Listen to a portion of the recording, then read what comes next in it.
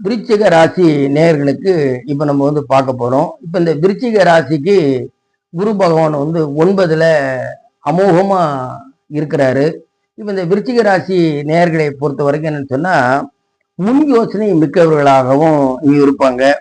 எதையும் சாதிக்கக்கூடிய ஒரு தைரியமும் கொண்டவராக இருப்பாங்க. ஆனா அதே சமயத்துல மற்றவர்களுக்கு இவங்க ஒரு புரியாத புதிராகவும் இவங்க இருக்கக்கூடிய ஒரு வாய்ப்புகளும் உண்டாகும். ஒண்ணு.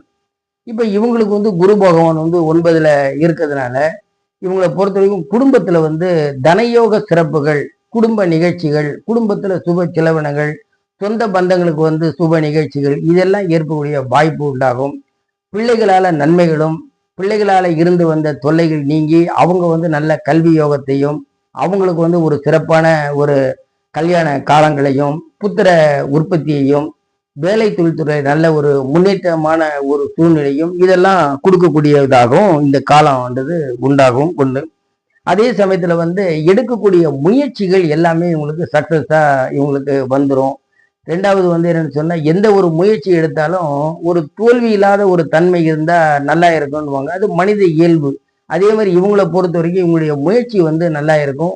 தைரியமும் கூட சேரும்போது அஷ்டலட்சுமியுடைய வாசமும் இவருக்கு இருக்கிறதுனால இவர் எல்லா விஷயத்திலையும் வெற்றி வாகை சூடக்கூடியவராகவும் இந்த விருச்சிக ராசிக்காரர்களுக்கு இந்த வருட குரு பலன் சுபமாகவே இருக்கக்கூடிய வாய்ப்பு உண்டாகும். சுபம்.